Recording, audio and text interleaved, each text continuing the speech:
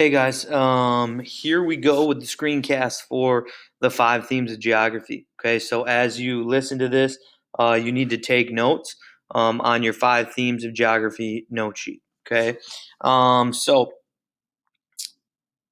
geography, we break it down into five different themes to make it easier to understand and look at. And this is kind of just the basics of geography. So what are we talking about when we talk about the five themes? Well, we are talking about number one, we're talking about location. That's one of the themes. Okay, so I'm going to give you all the themes, and then we're going to go over it together, like what each theme actually means.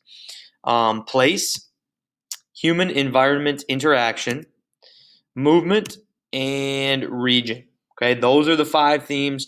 That's kind of how we categorize geography. We can categorize each everything that we talk about in geography underneath of those five things. Okay. Um, so, location. What is location? When you think of location, you need to ask yourself the question, where are we? Okay, that's what location is. What is the actual location of where we're at? And there's two different aspects of location. Okay, you can have absolute location and you can have a relative location. So, absolute location, otherwise known as site, is the exact longitude or latitude. GPS coordinates, street address of a location. Okay, so Paris, France is 48 degrees north latitude and 2 degrees east longitude. That's an absolute location. It gives you the exact spot on the earth where Paris is located. So I think about it as absolute location is the exact or absolute spot where something is at. Okay, the White House is located at 1600 Pennsylvania Avenue. That's a street address. That's the exact spot where it's at. Okay, you can go to that spot and you can find it based on that. On the flip side of that, we have relative location. Okay, we have relative location, also known as situation. And that relative location is describing something or a place relative to other places. Okay, so you can't, if you say, again, that the White House is 1600 Pennsylvania Avenue, that is an absolute location. But if you say the White House is in the northeast and um, it's by the Potomac River and it's in Washington D.C., which is located in between um, Virginia and Maryland, right? Those are all relative locations. You're not giving the address; you're describing it based on where it's at to other places. Okay, so you describe a location based on its landmarks or time or direction or distance.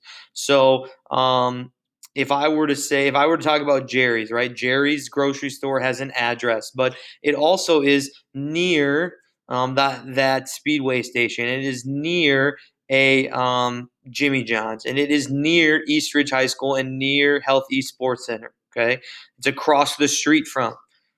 Okay, it's on this part of Woodbury. It's on the south end of Woodbury. Right, those are all relative location because I'm not giving you exactly where it is, but I'm kind of describing it. All right. Um, let's see.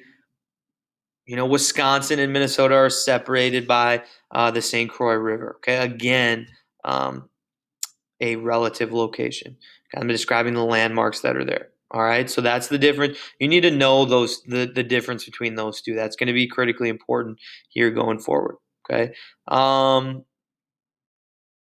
Place. Okay. Location is where is something. Place is once we're there, what's it like? What is the place like? How would you describe it? Okay. And we do that with human characteristics and physical characteristics.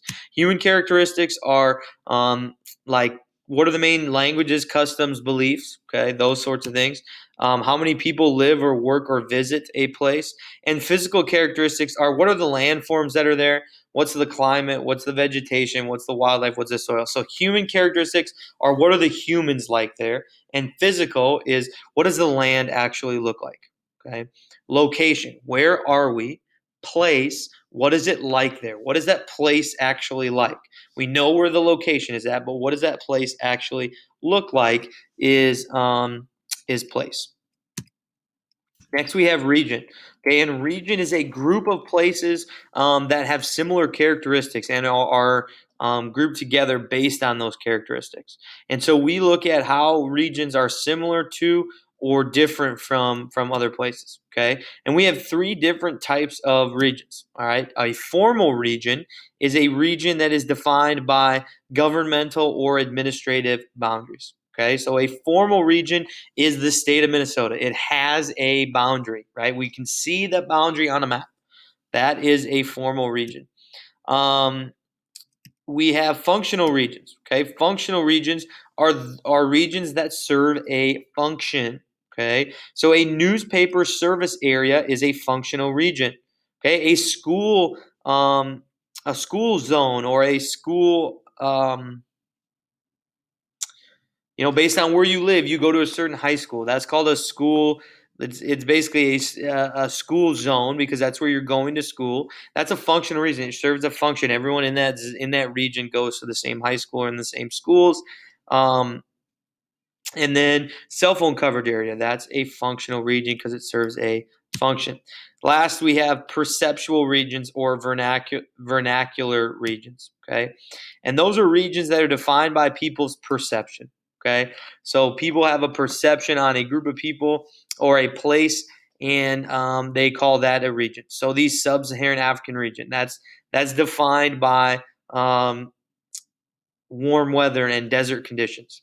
Okay, the Middle East. Okay, that's not, you can't find that on a map, but that's a perceptual region that we have. Okay, those are the three types of regions. You need to know each one of those and be able to distinguish them from one another. Our fourth theme, human environment interaction. Okay, this one is probably the easiest one. How do humans and their environment interact with one another? That is human environment interaction. How do they interact with one another? And they do this in two different ways. Okay, we depend on it, we modify it. I'm sorry, three different ways. We depend on it. Okay, people depend on the environment for water, electricity, transportation. Right, transportation, a boat here, getting from one place to another. Um, we modify it. Okay, we change it. We change our environment. We build buildings. Okay, we build new homes. We build new shops. We build things like the new Chick-fil-A and Dunkin' Donuts that's in Woodbury. Right, we modify the environment and change it. Okay, you also modify the environment by heating and cooling buildings. Right, putting heaters in that take outside air and make it warm and shoot it into the building. Same thing with air conditioning. And then we adapt to it.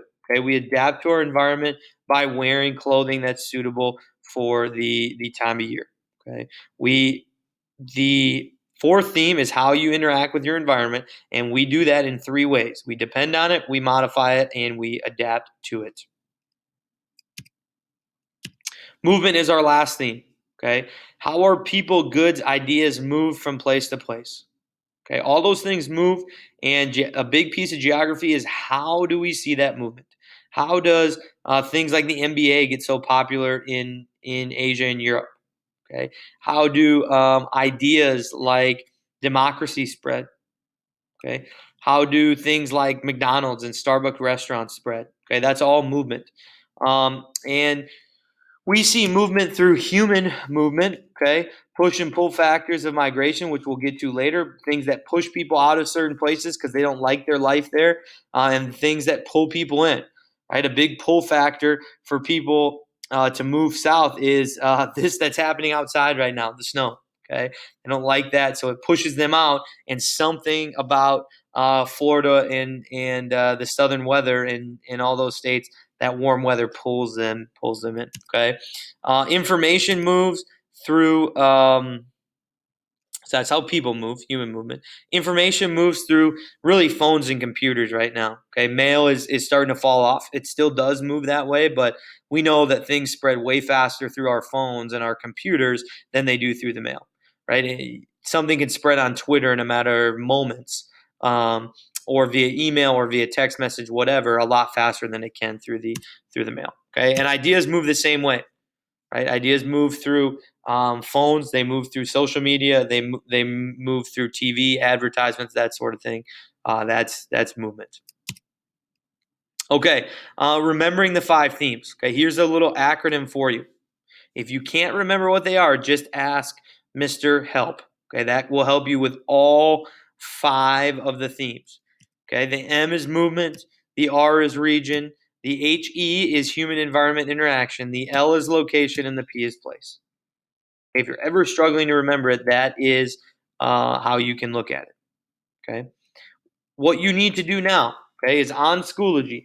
You have a five themes of your home assignment that you need to do. Okay. That looks at these themes and puts them into practice and gets you to kind of look at the five themes of your life and how they apply to your life.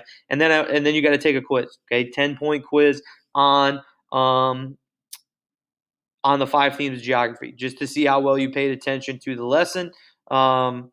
It will be it'll be like I said, 10 points time, and and you can take that when you're done with everything is what I would do. Okay. If you have questions, let me know. Otherwise, have a great night and good luck.